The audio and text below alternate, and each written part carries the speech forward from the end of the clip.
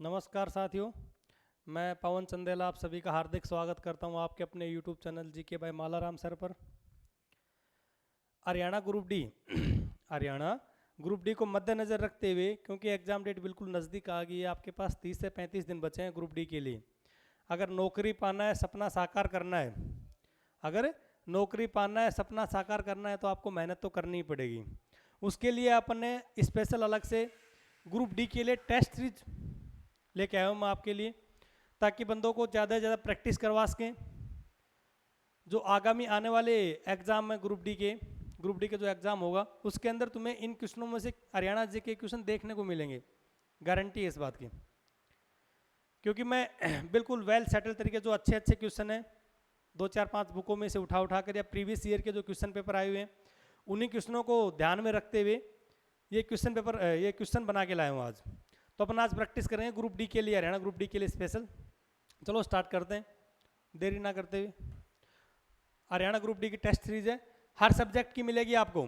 मैं आपको हरियाणा जीके की दूंगा, मैथ के लाखा सर और मूलचंद सर देंगे, साइंस के शंकर सर देंगे, और इंडिया जीके और इंग्लिश के अपने को मालाराम सर खुद देंगे।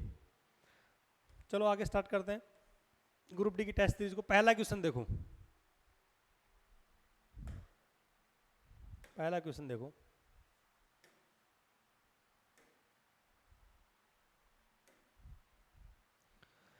पहला क्वेश्चन क्या है, माउंट एवरेस्ट पर दोनों तरफ से, जो अपना माउंट एवरेस्ट है, आप सभी को पता होगा माउंट एवरेस्ट कहाँ पे है। जो अपना माउंट एवरेस्ट है, जो अपने नेपाल के अंदर पड़ता है, ये वर्ल्ड की सबसे ऊंची चोटी है माउंट एवरेस्ट। इस माउंट एवरेस्ट के ऊपर दोनों तरफ से, मतलब कि एक तो चीन की साइड से और दूसरा नेपाल की साइड से, दोनों तरफ से इस पर चढ़ने वाली प्रथम महिला का नाम बताओ। क्या है जी, प्रथम महिला कौन थी। प्रश्न पूछा है कि माउंट एवरेस्ट है, जो माउंट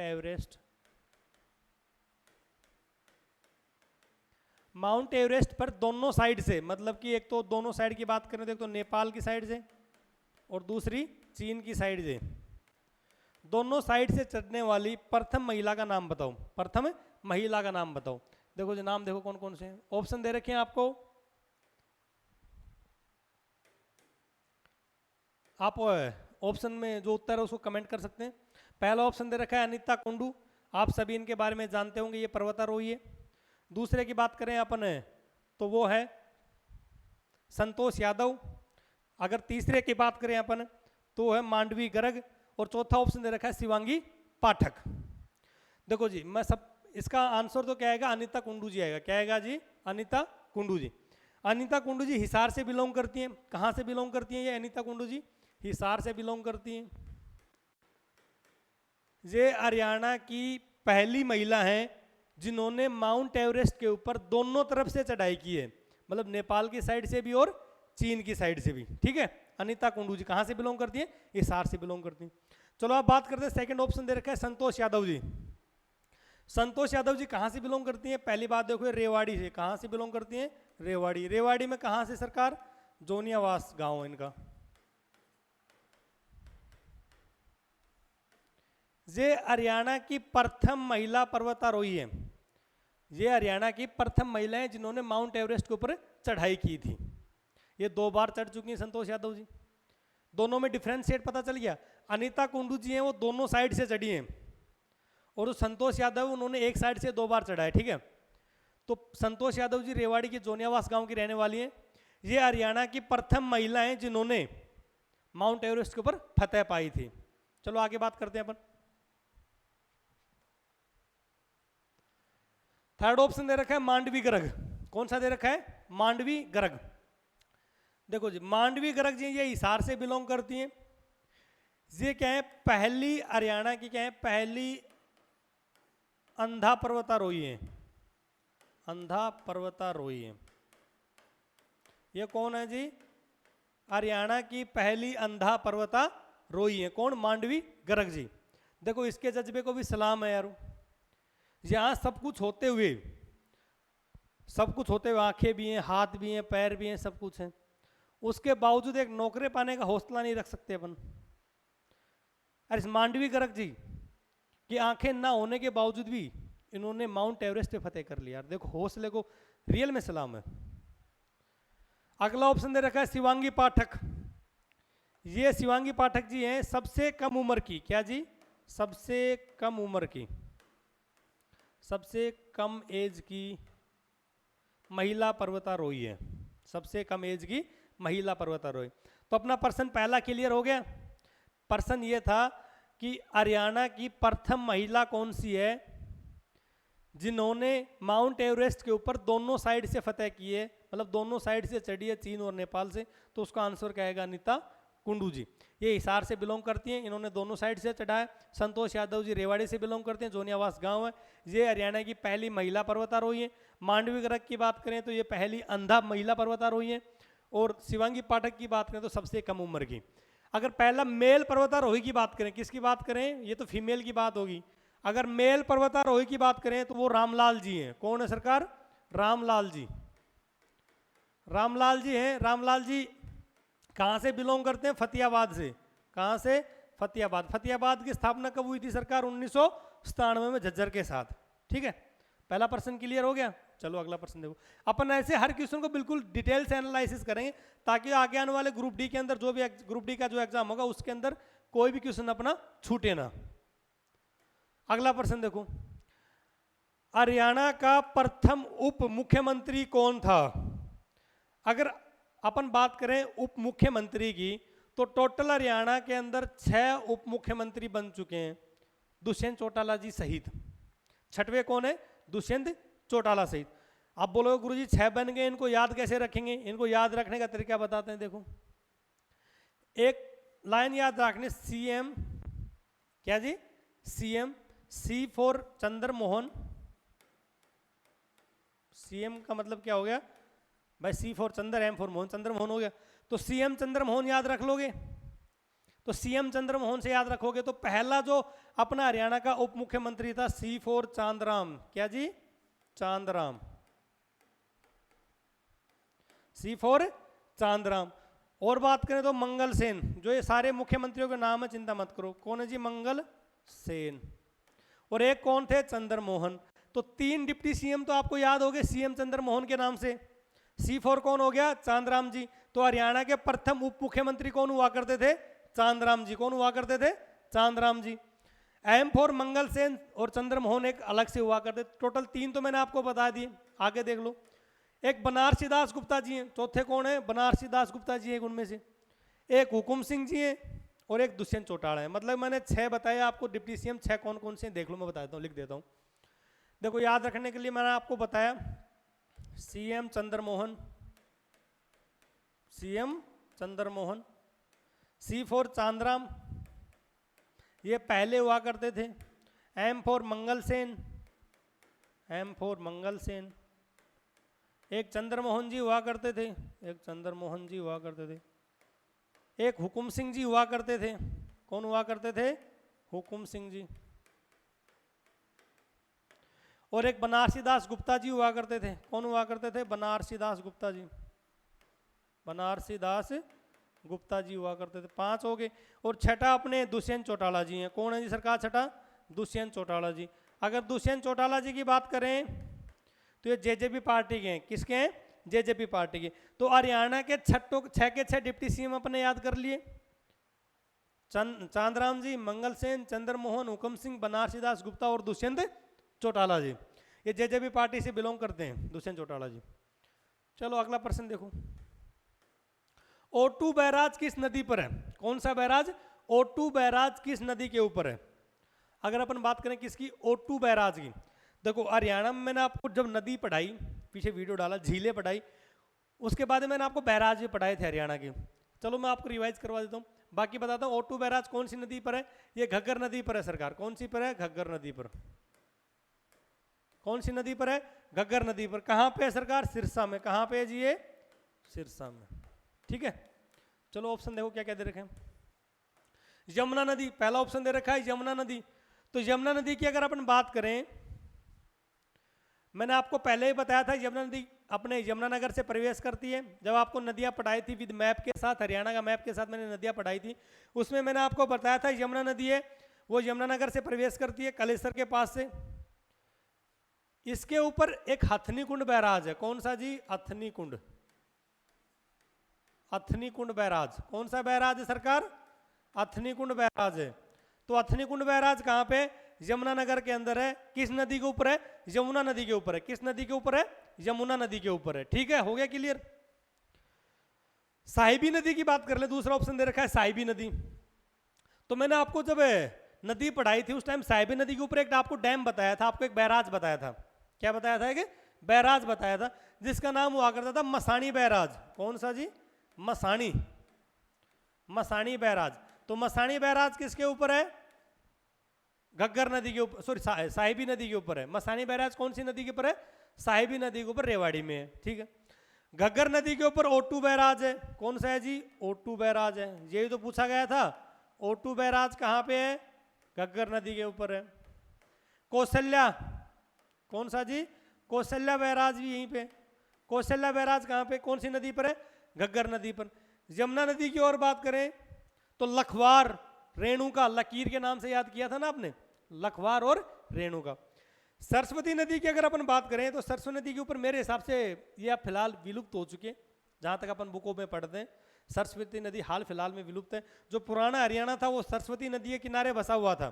जो पुराना हरियाणा था वो सरस्वती नदी के किनारे बसा हुआ था, और जो आज का हरियाणा है वो यमुना नदी के किनारे बसा हुआ है।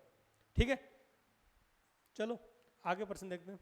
चौथा प्रश्न, तमिल को हरियाणा की दूसरी राजभाषा किसने घोषित किया? देखो, हरियाणा जब 1966 में बना,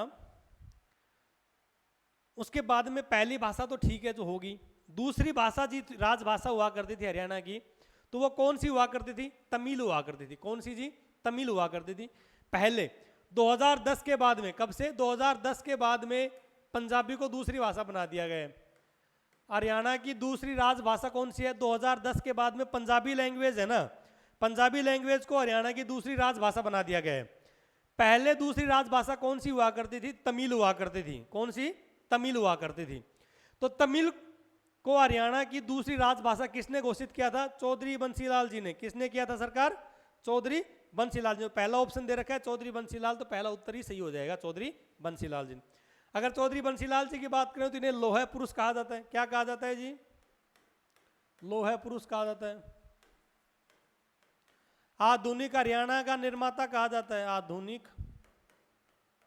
आधुनिक हरियाणा का निर्माता कहा जाता है। विकास पुरुष कहा जाता है।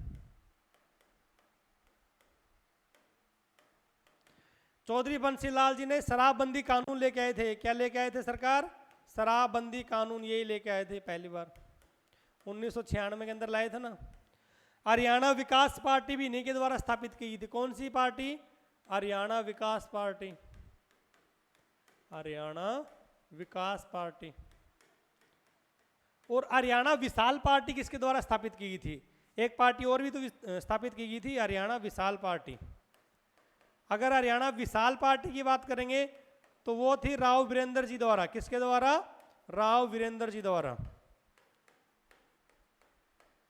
ठीक है। और हरियाणा विकास पार्टी चौधरी बंसीलाल जी द्वारा। तो चौधरी बंसीलाल जी ने हरियाणा की दूसरी राजभाषा तमिल घोषित की थी। कौन सी घोषित की थी? तमिल घोषित की थी। चलो तमिल कर दी, कोई दिक्कत नहीं।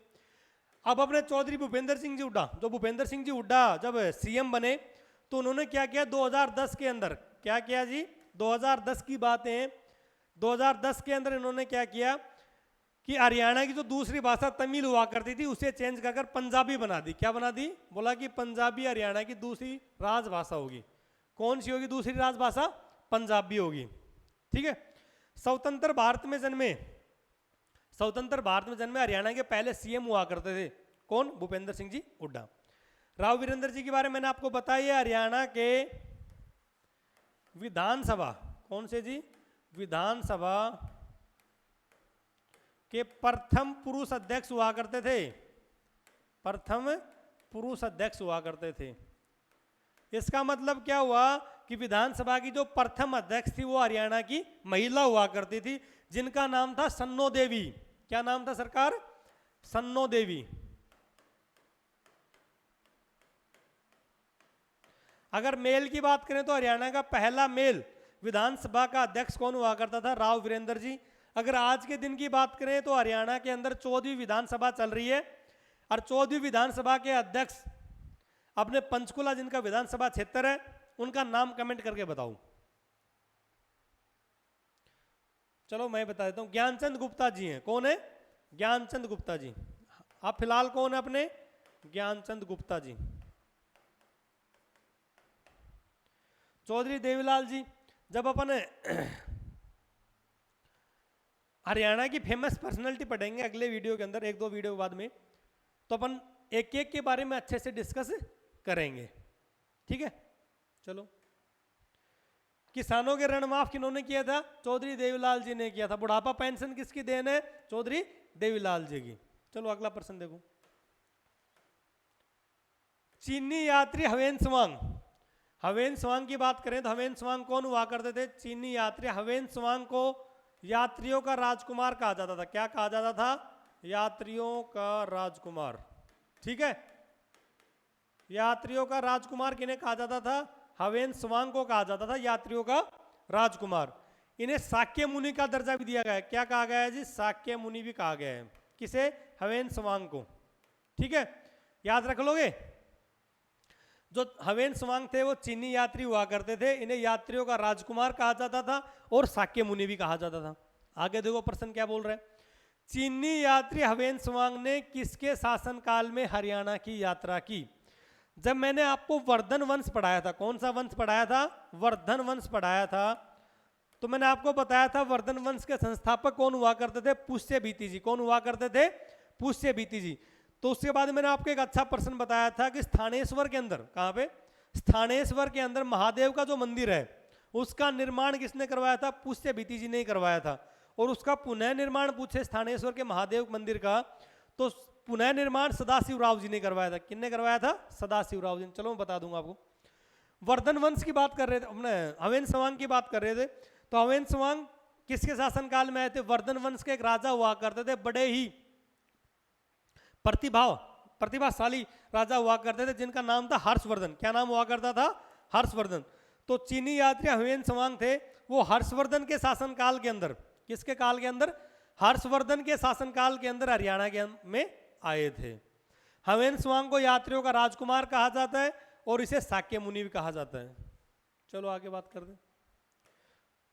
सेकंड ऑप्शन दे रखा है चंद्रगुप्त मौर्य। तो किसके शासनकाल में आए थे? हर्षवर्धन। उत्तर तो क्लियर हो गया। चलो अब चंद्रगुप्त मौर्य से मेरे को एक बात याद आ गई। आपने सेल्यूकस निकेटर का नाम सुना है कभी? Seleucus Nicator. जब अपने इंडिया जी के पढ़ी होगी, हिस्ट्री पढ़ी होगी, तो सेल्यूकस निकेटर का नाम जरूर सुना होगा। सेल्यूकस निकेटर का नाम सुना होगा। सेल्यूकस निकेटर की जो बेटी हुआ करती थी, सेल्यूकस निकेटर की बेटी हुआ करती थी, बेटी के साथ शादी किसने की थी? चंद्रगुप्त मौर्य ने की थी। मौर्य वंश के संस्थापक हुआ करते थे चंद्रगुप्त मौर्य जी। चलो आगे बात कर दें। अकबर दे रखा है। अकबर तो महान योद्धा थे, अगला ऑप्शन। फिर बाबर दे रखा है। बाबर में अकबर के और बाबर के अपने पानीपत के दो युद्ध बड़े फेमस हैं। बाबर का तो पानीपत का प्रथम युद्ध लड़ा था बाबर ने, याद रखना। पानीपत का प्रथम युद्ध कब हुआ था? 1526 में। इब्राहिम लोदी और बाबर के बीच में हुआ था, जिसमें इब्राहिम लोदी हार गया था और बाबर जीत गया था। बाबर जीतने के बाद में उन्होंने पानीपत के अंदर, इनकी पत्नी का नाम काबुली हुआ करता था। बाबर की पत्नी का नाम क्या हुआ करता था? काबुली हुआ करता था। तो इन्होंने क्या किया? पानीपत के अंदर एक बाग बनवाया जिसका नाम रखा काबुली बाग। क्या नाम रखा? काबुली बाग। और एक मस्जिद बनवाई जिसका नाम क्या रखा? काबुली बाग मस्जिद रखा। तो आपको अगर हरियाणा जीके में पूछे काबुली बाग कहाँ पे है, तो भी अपन क्या बताएंगे? पानीपत के अंदर। और काबुली बाग मस्जिद पूछेगा तो भी क्या बताएंगे अपन? पानीपत के अंदर। ठीक है, चलो आगे बात कर दे। अगला प्रश्न देखो, थोड़ी ज्यादा मोटे टाइप कर दे, थोड़ा अगली बार बारीक करना सर इनको। ठीक है, अगला प्रश्न देखो। इंदिरा गांधी, क्या जी? Indira Gandhi super thermal power plant. देखो सुपर थर्मल पावर प्लांट की बात करें तो मैं आपको सारे ही बता दूंगा, चिंता मत करूं।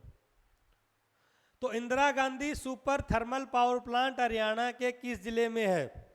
Indira Gandhi super thermal power plant Haryana के किस जिले में? ऑप्शन दे रखा है, पहला सोनीपत, दूसरा फतेहाबाद, तीसरा झज्जर और चौथा यमुनानगर। तो जो इंदिरा गांधी जो अपना सुपर थर्मल पावर प्लांट है ये झज्जर के अंदर है, झज्जर के झाड़ली के अंदर। कहाँ पे है जी? झज्जर के झाड़ली के अंदर है। ठीक है, तो इसका उत्तर क्या आ जाएगा? झज्जर आ जाएगा। सोनीपत की बात करें तो आपने ककरोई का नाम सुना होगा। एक सोनीपत में ककरोई सूक्ष्म जल परियोजना, सूक्ष्म जल परियोजना के लिए क्या है? पावर प्लांट लगाया गया था, याद रखना। सूक्ष्म जल पावर प्लांट जो ककरोई के सोनीपत के अंदर है। फतेहाबाद की बात कर लें तो आपको पता है हरियाणा का एकमात्र परमाणु ऊर्जा संयंत्र, हरियाणा का एकमात्र परमाणु ऊर्जा संयंत्र, परमाणु ऊर्जा संयंत्र है, वो कहाँ पे है जी सरकार? गोरखपुर में है। कहाँ पे? फतेहाबाद के गोरखपुर में है, फतेहाबाद के गोरखपुर के अंदर है। ठीक है, चलो झज्जर के अंदर मैंने आपको बता दिया Indira Gandhi thermal power plant कहाँ पे है? झज्जर के अंदर है। यमुनानगर के अंदर की बात करें तो यमुनानगर में एक टिम्बर मार्केट बड़ा फेमस है, मैं आपको बार बार रिपीट कर रहा हूं, प्लाईवुड मार्केट बहुत पूछा जाता है। केमिकल स्टार्च की factory, Kalesar national park, Kalesar वन्य जीव अभ्यारण्य, बूढ़िया का रंग महल, बीरबल का रंग महल। ठीक है, यमुनानगर की बात करें तो चौधरी छोटूराम, क्या जी? चौधरी छोटूराम,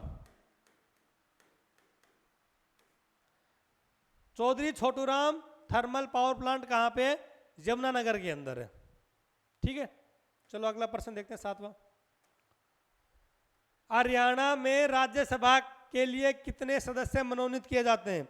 आप सभी को पता होगा, जब आपने संसद पढ़ी होगी पॉलिटी के अंदर, तो आपको बताया होगा कि राज्यसभा में कितने सदस्य होते हैं और लोकसभा में कितने सदस्य होते हैं।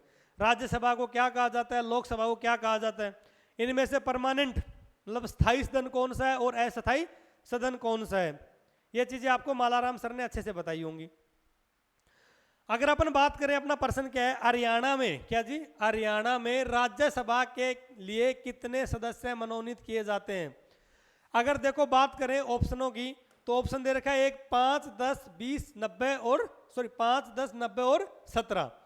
देखो जी, अगर राज्यसभा की बात करें तो राज्यसभा कितने सदस्य मनोनीत किए जाते हैं हरियाणा से? 5। क्या ये राज्यसभा 5 सदस्य किसके हैं?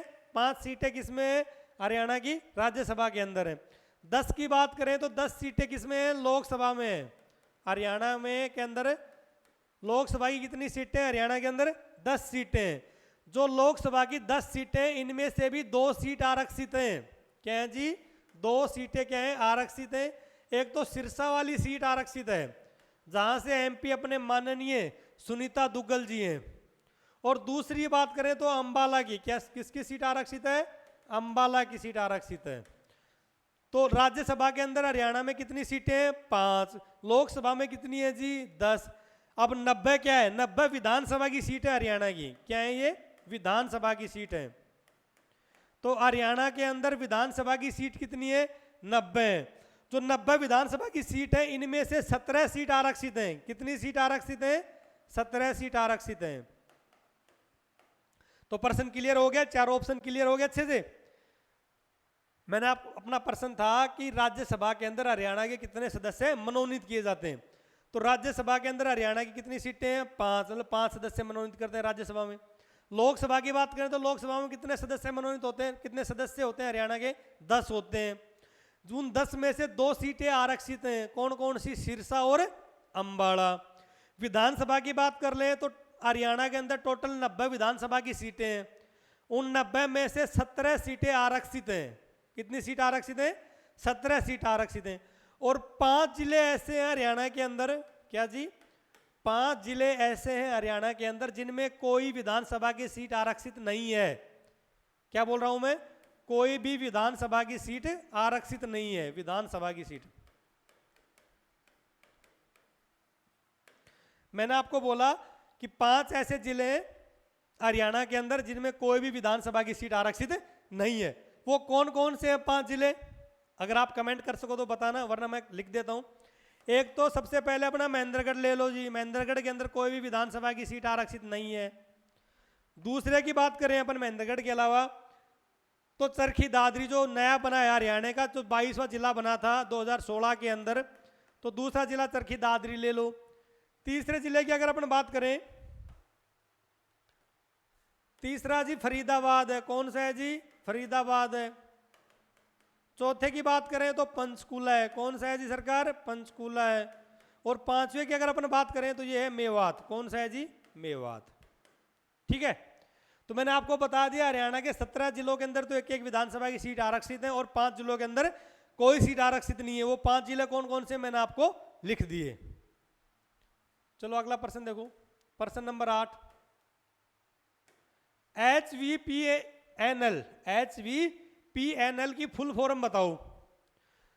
पहला ऑप्शन दे रखा है हरियाणा विद्युत प्रसारण निगम लिमिटेड, ये सरकार। Haryana, H for Haryana, V for Vidyut, P for Prasaran, N for Nigam, RL for limited. 8वां हो गया। चलो 9वां प्रश्न देखो। देखो जी, बहुत बार पूछा गया प्रश्न है, हरियाणा का प्रथम राज्यपाल कौन था? हरियाणा का प्रथम राज्यपाल कौन था? अगर अपन बात करें राज्यपालों की तो मैंने हरियाणा के क्रम से जितने भी राज्यपाल बने, अभी 18वां राज्यपाल की बात करें तो बंडारू दत्तात्रेय हैं। कौन है? बंडारू दत्तात्रेय। मैंने 18 के 18 सीरियल वाइज आपको याद करवाए हैं। एक देसी ट्रिक बताई थी मैंने आपको, पहले छोटी वीडियो डाल रखी है, 2 से 3 मिनट की वीडियो होगी, जिसके अंदर हरियाणा के जो राज्यपाल हैं बिल्कुल क्रम से याद करना आपको बताया था। अगर प्रथम राज्यपाल की बात करें तो वो है धर्मवीर जी। कौन है? धर्मवीर जी। पहला ऑप्शन करेक्ट है। सेकंड ऑप्शन दे रखा है रामलाल। रामलाल कौन थे जी? हरियाणा के प्रथम मेल पर्वतारोही हुआ करते थे। प्रथम मेल पर्वतारोही, मेल पर्वतारोही। फीमेल के बारे में मैंने आपको पहला क्वेश्चन जो अपनाया था उसमें अच्छे से डिस्कस कर लिया था। अगला ऑप्शन देखो, BN चक्रवर्ती जी, ये हरियाणा के राज्यपाल रहे हैं सबसे लंबे समय तक। क्या जी? सबसे लंबे समय तक राज्यपाल कौन रहे हैं? सबसे लंबे समय तक, सबसे लंबे समय तक राज्यपाल कौन रहे? BN चक्रवर्ती जी। इनके नाम पर एक नहर भी है, चक्रवर्ती नहर, पढ़ा होगा आपने, भिवानी के अंदर जाती है। ओम प्रकाश वर्मा जी की बात करें तो ओम प्रकाश वर्मा जी हैं सबसे कम समय, क्या जी? सबसे कम समय तक, सबसे कम समय तक राज्यपाल। अगर राज्यपालों की बात करें तो पहला राज्यपाल अपना धर्मवीर जी हुआ करते थे। BN चक्रवर्ती जी की बात करें तो सबसे लंबे कार्यकाल, सबसे लंबा कार्यकाल किनका था? BN चक्रवर्ती जी का था। और सबसे शॉर्ट, सबसे कम अगर बात करें क्या नाम है, सबसे कम समय तक कौन रहे थे राज्यपाल? ओम प्रकाश वर्मा जी रहे थे। सबसे कम समय तक CM कौन रहे थे? वो ओम प्रकाश चौटाला जी रहे थे। ऐसे याद रख लेना इनको। आज का लास्ट क्वेश्चन, 10वां क्वेश्चन, पंचकूला में IT पार्क की स्थापना कब हुई? प्रश्न क्या है जी? पंचकूला में IT पार्क की स्थापना कब हुई? पंचकूला के 2, 4, 5 बड़े टूरिस्ट फेमस प्लेस स्थान है, उनको याद रखना, बार बार HSSC पूछती है। मनसा देवी, मैंने आपको बताया था, मनसा देवी कॉम्प्लेक्स बहुत बार पूछा गया है। मनसा देवी कॉम्प्लेक्स। 2 मैंने आपको बताया था वन्य जीव अभयारण्य पंचकूला के अंदर, बीर शिकारगढ़ और खोली रहतान। 2 क्या बताए थे मैंने आपको? वन्य जीव अभयारण्य। कौन कौन से? खोली रहतान और बीर शिकारगढ़। और कौन सा था जी? बीर शिकारगढ़। अपना प्रश्न क्या था? पंचकूला के अंदर IT पार्क की स्थापना कब हुई थी? देखो जी ऑप्शन क्या क्या दे रखे, 2003, 2008, 2007 और 2004। तो जी पहले ऑप्शन की बात करें 2003, तो मैंने आपको कल एक वीडियो कल आपको बताए थे हरियाणा के नेशनल पार्क पढ़ाया था। तो नेशनल पार्क के अंदर मैंने आपको बताया था 2003 के अंदर, 2003 के अंदर जो कलेसर नेशनल पार्क हुआ करता था, कौन सा जी? कलेसर नेशनल पार्क हुआ करता था, उसे नेशनल पार्क का दर्जा कब दिया गया था? कलेसर को 2003 में दिया गया था। अगर पंचकूला के IT पार्क की बात करें तो उसकी स्थापना कब हुई थी? 2008 के अंदर। Second option is correct, second option है वो सही होगा। पंचकूला के अंदर IT पार्क की स्थापना कब हुई? 2008 में। 2007 की अगर अपन बात करें तो चंडीगढ़ को धूम्रपान निषेध, कब घोषित किया गया था? 2007 के अंदर। तो हरियाणा ग्रुप डी को ध्यान में रखते हुए अपन ने टेस्ट सीरीज बनाई है, जो हर सब्जेक्ट की आपको अलग अलग मिलेगी। बाकी वीक में 2 बार आपको कंबाइन करके सारे सब्जेक्ट को, जैसे पेपर होता है ना अपने HSSC का, वैसे मिलेगा कि सारे टीचर सारा स्टाफ यहाँ मौजूद होगा। अपने अपने हिसाब से पूरे क्वेश्चन, जिस सब्जेक्ट के जितने क्वेश्चन आएंगे उतने सोल्व करवाएंगे आपको। तो अपनी तैयारी को तैयारी दबाकर करते रहे, क्योंकि ग्रुप डी का एग्जाम बिल्कुल नज़दीक है। बहुत बहुत धन्यवाद, थैंक यू।